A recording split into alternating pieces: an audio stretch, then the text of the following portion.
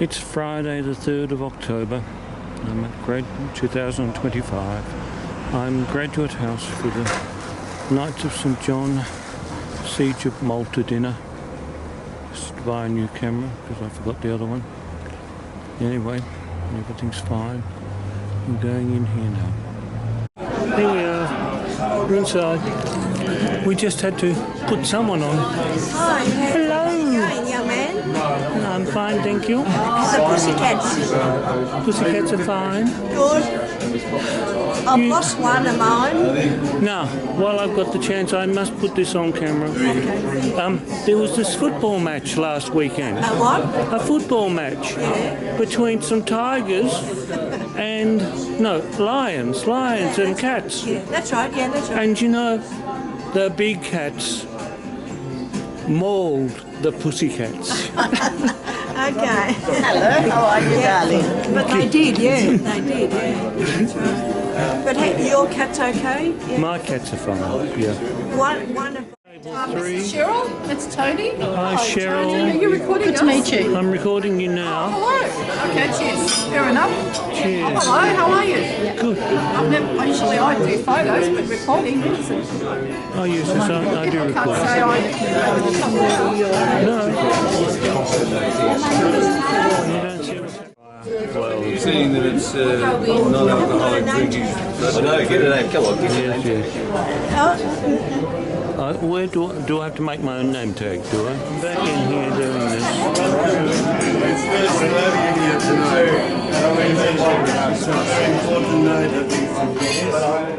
Getting ready. So we'll get underway. So stress not, enjoy the company. As Kerry Packer said, thanks for your company. And imagine me being interrupted by my own music. Anyway, we'll get started in about 2 or 3 minutes when Greg arrives. Thank you.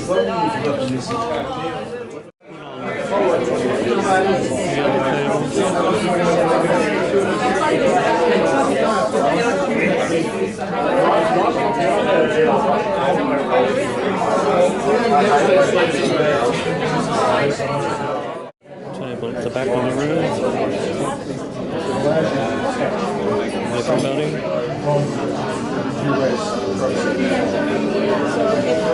Julie has arrived.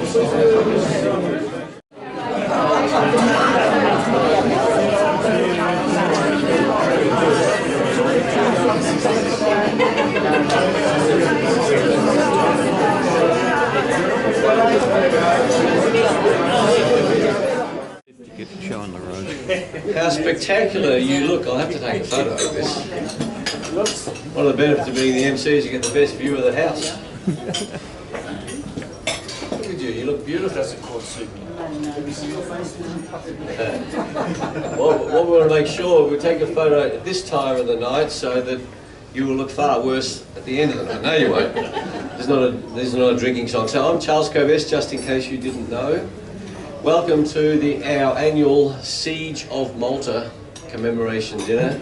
You will see in the programs that are before you, and these programs are designed for you to take away as a commemoration of this evening, where you can read about our 1,000 years of service of the Order of St John of Jerusalem Knights Hospitaller. There's a story there, the Great Siege of Malta, and Father Victor Farouj is going to tell you about that, and then the origins of our Grand Master, Karl Vladimir Karageorgievich, whose picture is up here, and who our prior will be discussing a bit later on in the evening. Now, the Order of St John is a chivalric order, and there are plenty of orders on the planet. Well, there are orders from government, there are orders from the police, there are orders from the military. However, a chivalric order, it is quite a complex situation, and through the night I'll get an opportunity to explain that to you a little bit. But if you look at the program, you'll see that I'm a KSJ. I'm Chevalier Charles Covest, KSJ. I'm a Knight of Honour of the Order of St John. And then we've got 2 Orders of St John here. So hands up from the other order. We've got Cheryl and Dennis and Catherine. Where's Catherine? There she is over there, beautiful. And it's like different football clubs playing the same game. So that's the easiest way to think about it without getting into the complexity of orders that have been going for hundreds of years. Father Victor, who's going to be talking to you, he's an SBSJ, a serving brother of the Order of St. John. And then I will introduce to you our prior in a moment. He's got lots of initials after his name. And so that's what those post-nominals mean. I will explain those to you. The Order of St. John is a worthy enterprise. We will explain why a little bit later, but the first thing that we will do before I introduce the prior is to welcome Father Victor Farrugia to share with us, have us join him in an opening prayer. Please welcome Victor.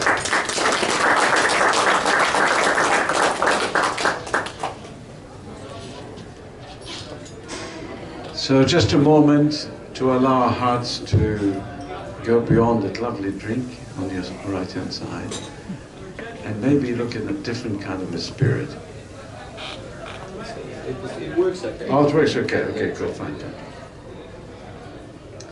For Lord, as we celebrate tonight the great siege of Malta, my birthplace, we ask that you inspire us once again. That beyond numbers, beyond force, there's your presence. A presence that generates life, victory in war, and peace in the midst of turmoil. That visits our lives, sometimes regularly, sometimes occasionally. And we ask you tonight, as we pause for a moment, to understand that no battle is too great when you are on our side, from within or from without. And we ask you to bless this night, this dinner, this exchange, and above all the presence of each other. In your loving heart, may we rest and enjoy this time as a blessed time. Pray this through Christ our Lord. Amen. Sorry, that's our guest speaker. Thank you, Victor. I'll be with you one moment. Hello, Greg.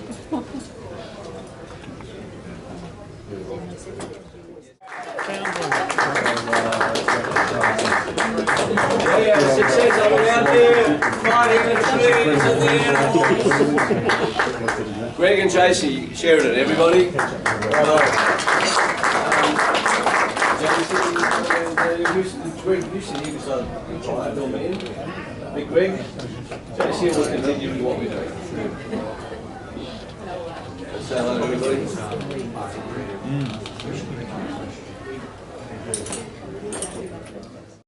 The opening prayer, Greg and JC, so your timing was perfect. You came in just at the right time. We were praying that you would arrive and you did. Victor, see how powerful his prayers are, just extraordinary. Now I would, if you grab hold of the program there, JC, you'll see where we're up to. I'm going to welcome our prior. Now, in terms of the structure of the Victorian Priory, William Meehan Bill is the prior. He's the Grand Poobah. He's got all sorts of medals on him. And these two ICs, the Vice-Chancellor, that would now be me, but for many years it was Dino. Dino, stand up, big round of applause for all your work that you've done. Big job that he did. Now, Bill, you will see, is EDGCSJ. So, what does GCSJ stand for, Bill? Can't call him the Grand Commander because the head of the order is the Grand Master. That's Prince Karl Vladimir Karađorđević, and he lives. He's from the Yugoslav monarchy line. Where does he live currently, Bill? In Germany. So he lives in Germany with his wife Brigitte. He's the Grand Master, and there's a Grand Commander in London who's a Judge Alistair Redpath Stevens. He's the Grand Commander. And then Bill will tell you more about that, but please welcome our prior, who's going to share some thoughts with you, Bill Meehan.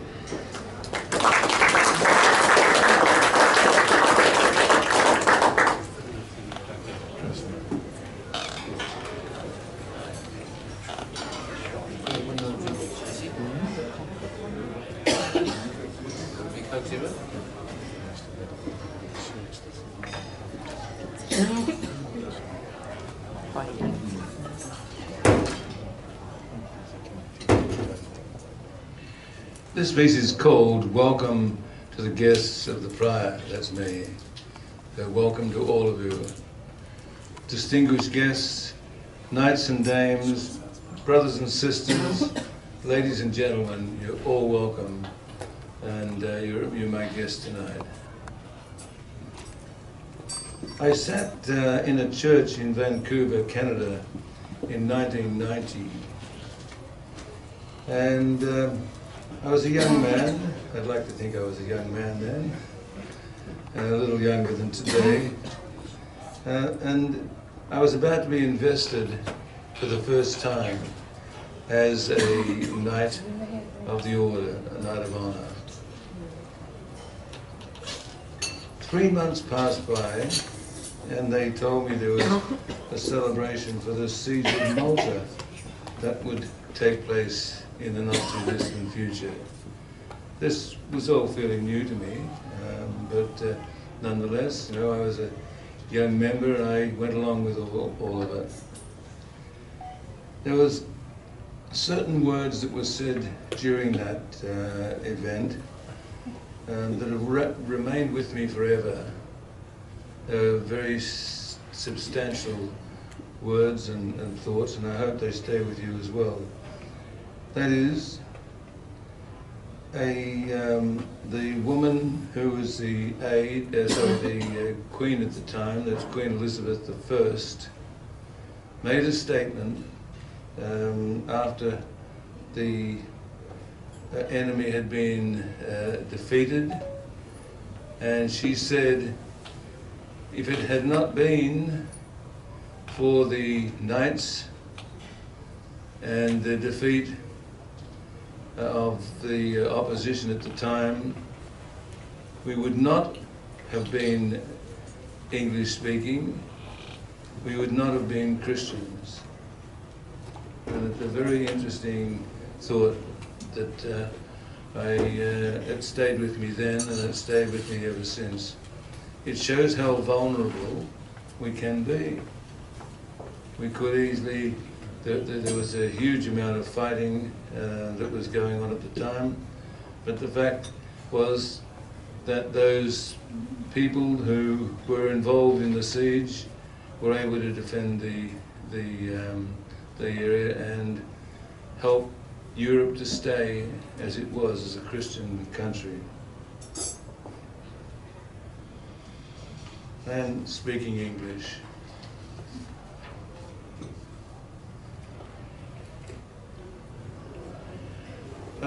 When I mentioned before 1990, yes, I had just become a member of the Grand Priory of the Americas, as it was called then. The Grand Priory of the Americas was Canada, USA, and much of South America as well. And that was us. It was headed by Grand Master Fritz Ziegler, and particularly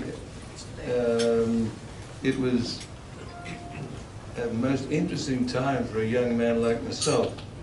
We had meetings in San Francisco, Toronto, Florida, Finland, Chile. Half of them I didn't even know, frankly, but here we were visiting some of these extraordinary places. And on one occasion, I met the Russian priory leader. I became a close friend of his. His name was Prince Peter of Russia. So much so that I reverted to joining that part of the order of St. John, It was well, it was very, very interesting time. The only thing I didn't like was singing the national anthem in Russian to the Russians. Otherwise, you know, it was very successful. Peter was so high up the line that had there been another Tsar in Russia instead of just a normal Order of St. John type person, then he would have been the new Tsar of the country. That's how far they've gone along the track. I was quite fascinated by some of the things that I visited in Russia. We were there for the reburial of the Tsar's mother and for the reburial or burial of some of the children. I visited the cellar in which they were assassinated in. Now, why did I do that? I needed the reality of what life was about, and this was the way to get it. I had my jacket, which had the crest on it. I think everybody thought the Tsar was back again. I went to a concert wearing this jacket, and it did look terrific, and everybody was looking around at me to see whether I was something more than real. In returning to Australia, my job, by the way, was I was Australian government employee. I was the Order of St. John, Australian government employee, and as such, I was travelling around to very many different places. So one of the probably one of the most relevant of those was meeting the organisation which I am now a part of, and which those members here are also a part of, and that is under His Royal Highness Prince Karageorgievich, who today remains our Grand Master, and with him, if you like, subordinate, but running most of the operation, we have a Grand employee as well, who has been sick. He's now back in stirrup again, and we're back in business.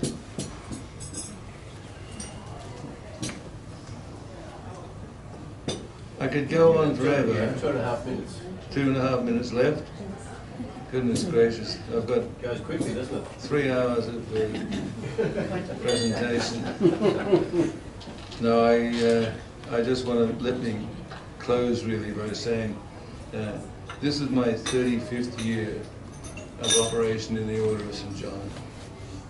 I feel suffering, helping the sick, the poor, and the desperate is something which I feel comfortable about doing, and which I encourage you all to think along similar lines if you don't already do so, because there are so many people in this world today who are in great difficulty, including in our own streets, not too far from here. You'll find that. But for the present, I wish the sick, the poor, and the destitute all well, and God bless to us all. Thank you.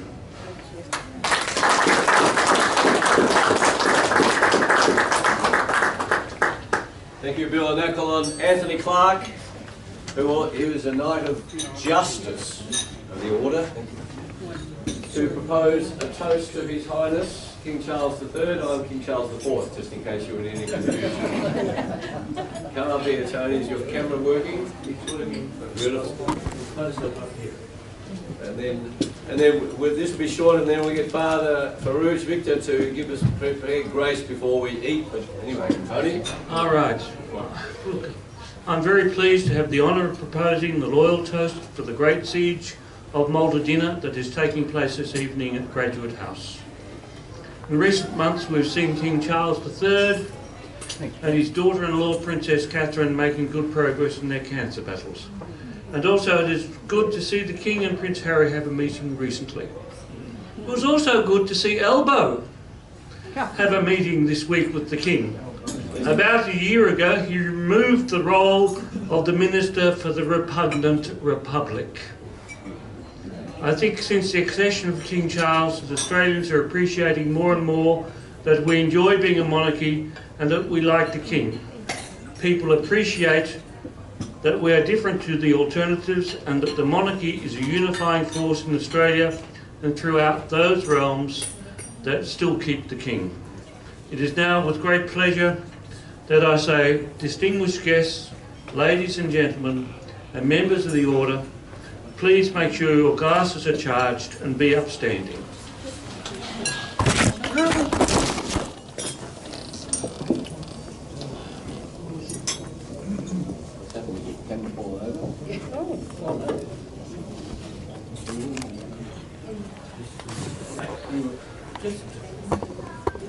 No, you won't get it back on easily.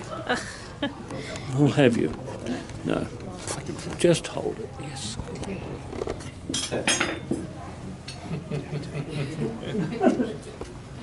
Well, The camera went flying. the camera went flying, but we're back in order now.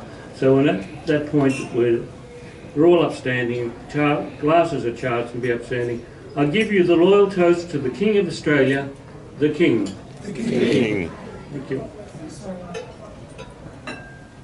Well done, Tony. All right, and we call on Father Victor. Please say grace for us prior to us eating. Hopefully the fry will get a meal.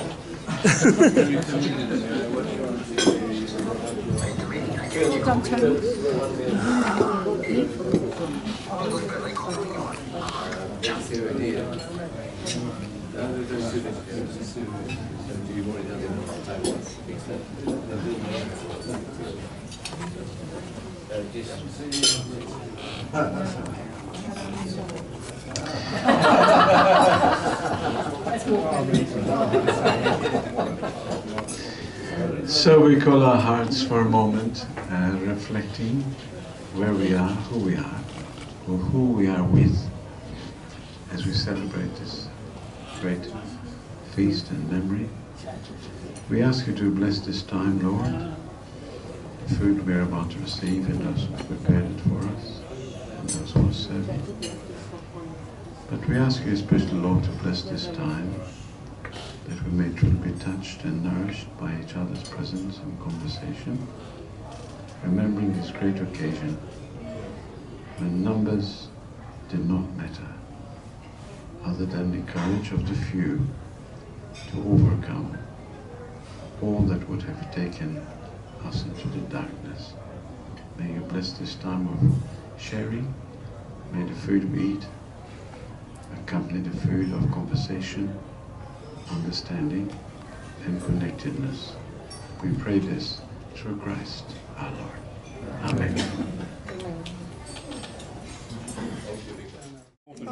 So don't get you too far. Alexandria? 2 or 3 hours. Yeah, Alexandria. Yeah, then we do all the...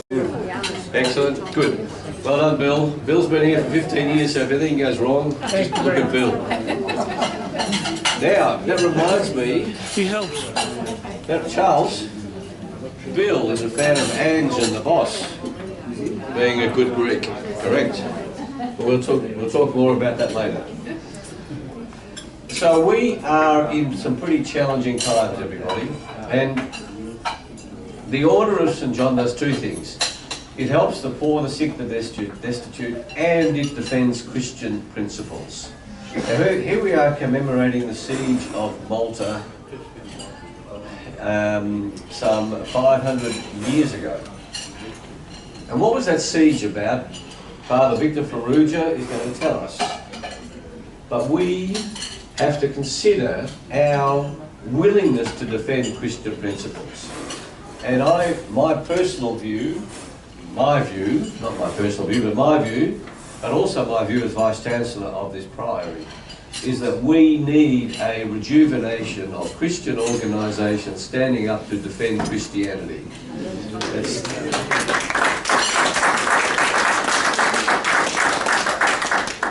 Staying silent is not an option, and I was raised a Catholic, and Greg might talk about what that means, but I was raised a Catholic, and there are plenty of people here who are not Catholic.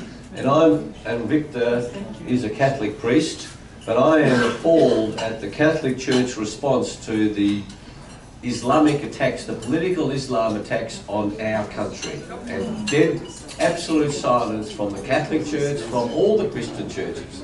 And I asked the question of what's going on. Greg might answer the question, but the point is, 500 years ago, Christians like us were willing to sacrifice their lives to defend Christianity against the advance of the Ottoman Empire, the advance of Islam. And I make the important distinction in your thinking between political Islam and individual Muslims. Individual Muslims we love. They're human beings, men and women. But political Islam is a deep, deep evil. And it's not a religion. It is a political system, part of it masquerading as a religion. And a lack of knowledge around this, and the Christian idea of it's all okay, is part of what we have to deal with. We honour those who have been willing to die for Christianity, so let's please welcome again Father Victor, who's going to tell us about that extraordinary experience. Now, Victor was born in Malta, came to Australia when he was 16, back in 1964, so he was born in 1948, for those of you that are interested in maths. He's a retired Catholic priest. The other thing I want to tell you is that when we do our investitures of knights and serving brothers, we now do it at St Augustine's Church in Bourke Street. Who's been in St Augustine's Church in Bourke Street? It's one of the oldest churches, I think the oldest Catholic church in Melbourne, isn't it? Second oldest. Second oldest, thank you.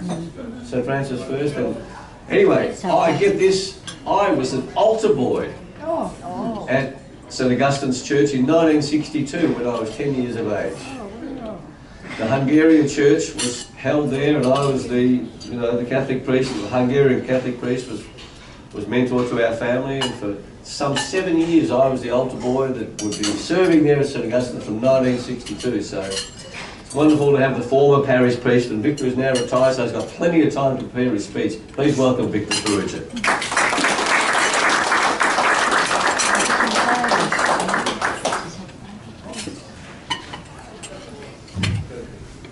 Somebody said to me, what are you doing now? I said,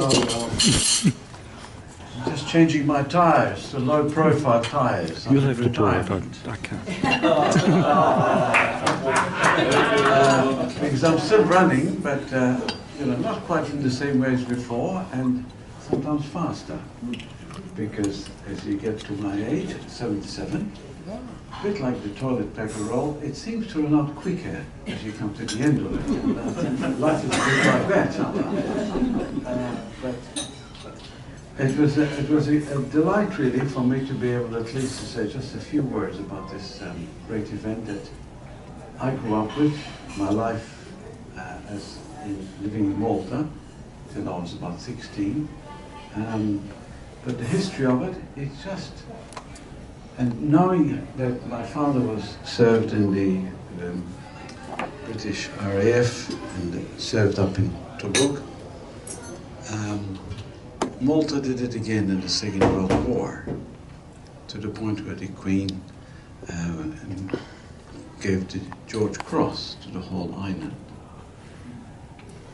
So when I was looking at the material for tonight's talk, I thought, gosh, this has been with us. It's a rock. And what we saw in the Great Siege continued somewhere deep in the psyche of Maltese people. Our history is long. I grew up in Malta, and I was born on my grandmother's bed. In Malta, we didn't go to hospital back in those days. And the woman who was tending to the birth was saying the rosary. and just watching, and my father was all anxious because I nearly choked in my in the umbilical cord. But I grew up literally born a few doors away from the hypogeum, which to this day is still not, they haven't been able to work out, going back nearly over 4,000 years back, who exactly built these incredible underground temples. So the story of Malta is a long one, even though we're just a small island, really. I mean, you almost walk around it. But the history is certainly great, as we obviously get to know about this great siege. You've got to remember that, I derived the numbers here, nearly 36 to 40,000 soldiers from this great Sultan's army came against something around 6,000 people, including the knights. And the knights, as you might know, first started, they were in charge of the Holy Land, and they came at one stage when the whole Muslim thing was rising to defend the Holy Land. And eventually they were pushed out. The Ottoman Empire had started, and certainly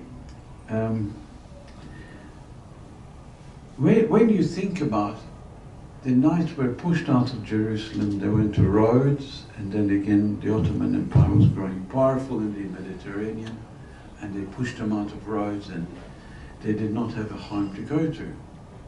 And the king of Sicily said, okay, for a falcon a year, I can let you have Malta, which is just the tail end of Sicily. So this Malta, in the shape of a fish, would you believe, became a bit like a bargaining chip, so as long as you give us a falcon back once a year, you can have Malta and you come and settle there. So that's how the knights came to be in Malta, all the way from Rhodes, pushed through the Ottoman Empire. That was an incredible, powerful, very powerful army. As I said, what was it here? 35,000 turned up on our doorstep, 40,000 soldiers. Now Malta hasn't got much really. It's a big rock, We haven't got the forest, we have one garden in the middle of the city, which is lovely. So, but we have a great sea. I grew up next to the sea, and we've always been attached to the sea, to the Mediterranean, way back. At one stage, back in the century, we've been attacked by different people. But this was threatening the island, 35, 36, with so many ships of soldiers coming to fight the knights. This was the last place that they were given. And at that stage, it's hard to describe what is it in a small island like Malta, which, by the way, the same similar pattern was followed in the Second World War, where Malta literally was absolutely up the nose of the Germans, because the so-called ghost line, where Malta was, every time that poor old, what's his name, the great German, I should have taken from Hitler actually, Rommel, he wanted supplies from Sicily, and every time the submarines or whatever came past, the submarines would go from the Malta port. They had an underground cave to which to hide, and literally no ship could go to Rommel in North Africa. And again, somehow or other, then the German army just, forget the Italians. The Italians were our friend because they used to fly high and drop the bombs in the sea. Because we were always, part of Italy in a sense.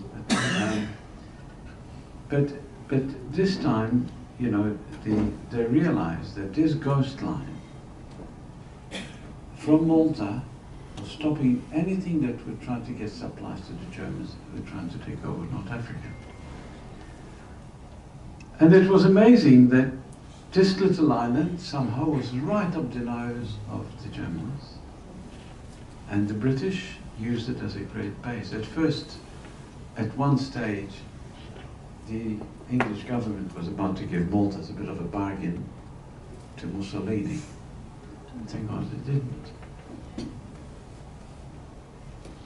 But amazingly, they survived. And in this great siege, it was similar. It was incredible. 36,000 people turning up on your doorstep, and you've only got 2,500 at the most. And the battle itself was something that's been carved in our history. The few knights, I have to keep writing the amount that there were there. There were some Spanish, some Italians. And really the knight himself didn't believe that. I said, oh yeah, the Ottomans, oh God, they're going to Malta, oh well. So the knights in other parts of Europe were kind of thinking, oh well, this is the end, you know, they'll be taken over. At the beginning of the conflict, really the knights were on their own with the Maltese soldiers. Now we were lucky to have Mount St. Elmo. That was right. If you go to Malta, thank God the only thing that we've got is not on the land but in the sea. It's a very good harbour. Submarines can come in and out. And yet they built this St. Elmo when La Valette came. He was one of the knights. It was in a position that was not easy to get to. So much so that so many tried to take over the countries, and then they said, oh no, we'll go to the port, and we'll go from there, and we'll attack him, from there we'll generate the whole country. We don't have to go all around there, we just take one spot. So they focused on St. Elmo. Amazingly, they fought and fought and fought, and they had to scale these cliffs kind of to get some. Eventually they got to St. Elmo, but by then, the rest of the world, the knights in the rest of the world begin to wake up. Hold on, this is actually going well. We better start sending some soldiers there, which they did. And eventually, of course, against all odds, one little incident turned the whole thing. Dragut, who was one of the commanders, the chief commander, Dragut, he got shot. And that was the last straw. First they couldn't scale, even though they bombarded Elmo a lot, but they couldn't really get a hold there. So then he decided strategically to leave. If you look at the fish, St. Elmo was right in the belly. And he thought, now we'll go to the mouth of the fish and try to enter the land that way, because the beaches and stuff, a bit easier to get to. But unfortunately, Dragut, who was an incredible commander apparently, director, got shot. And that was enough to somehow they say, no, we've lost our great commander, Dragut. What are we going to do now? And they actually pulled back. Now, you've got to understand, it's like you're dealing with Muhammad and army. They were really unbelievably well equipped with people and arms and all the rest of it. And they went away. Their intention was very simple, get to Malta, and from Malta we could get to Rome, to go to the seat of Christianity. It didn't happen. Against all odds, this little island somehow or other stopped the Ottoman Empire on its tracks. Eventually, this was kind of like, a bit like what happened in the Second World War. Nobody could believe that Malta would sustain the German attacks, who, as you know, the Stukas, you might know about this, the Stukas used to go right down to the level of the and strafed all the sheep, kill all the sheep. Just they didn't stay up high, they really came close, but notwithstanding all that, Malta withstood the attacks and they couldn't penetrate. It seems strange that a small little island could have such a history, and more than that, somehow that it influenced the rest of humanity at that moment, and later on, as you know, the Ottoman were defeated at the Battle of Lepanto. And that was literally the cascading of that empire. And Malta remained this little stone in the shoe, in the Ottoman shoe, that stopped in its tracks. We have great faith. Without that faith, I don't think we could have done it. Our Lady of Victories, 1565, on the 8th of September. And we were naturally, England all of a sudden realized what it nearly made a big mistake in not coming earlier. But thank God, it survived. So the Great Siege really was an incredible historical demarcation point in our history. That size does not necessarily mean power.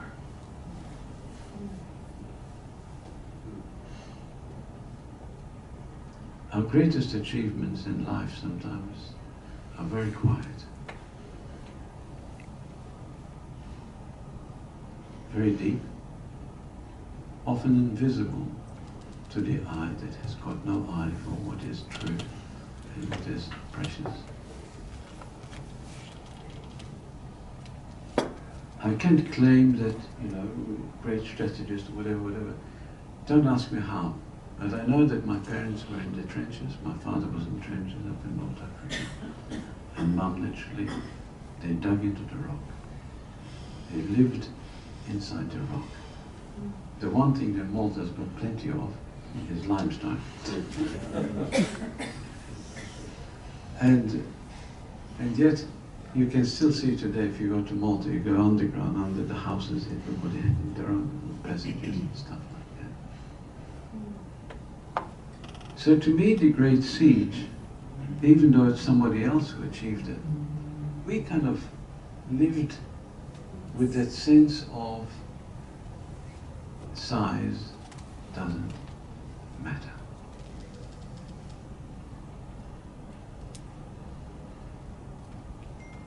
And as a priest over 50 years, I've had the pleasure and the joy of walking with many people who are under attack. Even just before I came here, I was on the phone with the mother. For the first time, it's just opening up to her past. And was able to begin to grasp that there's something else operating in her life. That she's not alone in that fight. And we in 1565 knew we were not alone in that fight. Our Lady of Victories, and I was named Victor. Mind you, my grandmother's Victoria, so I probably named after her, but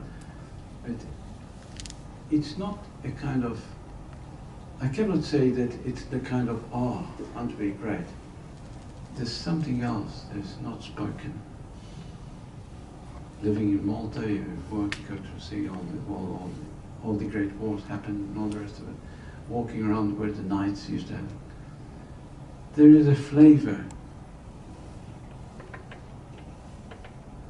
that is not necessarily made through money or through great power, but through inner strength that comes from the source of life. The word spirit comes from the Latin word spirare, to breathe. The first thing you and I do when we let go of Mom's womb is we spirare. We become adults. We get confirmation, we say. We receive the Holy Spirit, the Holy Spirit. And we begin to generate our life from the inside out, not from the outside in. And when you do, it doesn't matter what size you are. Because the greatness is not in your size, but in the depth with which you really believe. The word believe itself comes from two words, to be in love. Ultimately, the ground of definition, the GOD, of what I believe permeated the soldiers who fought hard in 1565. The ground of definition, the GOD, we know is love. You can have everything around you, but without love, Jesus said, you have nothing. Why? What defines you and me? I find it fascinating, you know, at funerals, and I attend listening to them, the, what do you call them, the eulogies, you know. Sometimes they don't get anywhere close to the inner person whose love we're celebrating. I was very amused one time when I first started as a priest, and the coffin had the Last Supper on the side, you know, the image of the Last Supper stuck on the side of the... And I kept thinking, what they could do with this? I mean, the only Last Supper I know is the worms when they eat up, when they eat up the corpse at the end, you know. But you know, at the heart of it all, there are many sieges in our lives, and the most destructive ones are the ones that come from the inside.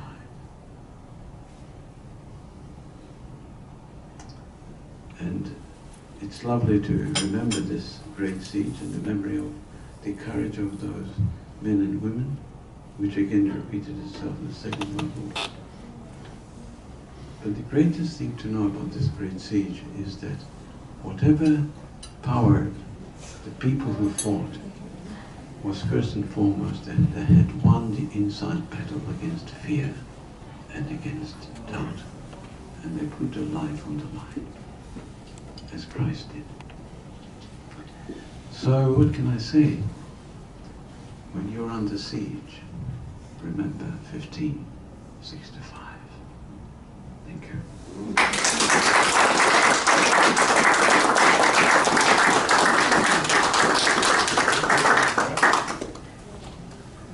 Thank you, Victor. Magnificent. Remember, it's not the size of the dog in the fight, it's the size of the fight in the dog. Thank you, Victor. There's the principle. And it reminds me very much of, when you look around at successful organisations, successful nations, successful communities, of, you know, we glibly use the word team spirit. And Victor, your wonderful presentation, a reminder of what people have gone through to defend what was important to them, is the strength that we have when something is important to you. And the principle that I live by is if there's nothing for which you would die, then there is no reason for your living. And so tonight is this opportunity when we hear Greg speak as well, but Victor, you remind us of the value of understanding what the point is, what's important. And team spirit, you know, here we are in football finals, we've got Melbourne Storm playing on Sunday against the Broncos, so Brisbane against Melbourne. But you look at successful sporting teams, and as I was listening to you, the quality of that spiritual relationship between human beings is so beautifully brought out by what you shared with us. So thank you very much. Another big round of applause for Victor. And we can start preparing next year's speech as well. Thank you. All right, main course is coming. Eat when the food arrives, and then we will be back after we've eaten, listening to the wonderful Greg Sheridan. Thank you.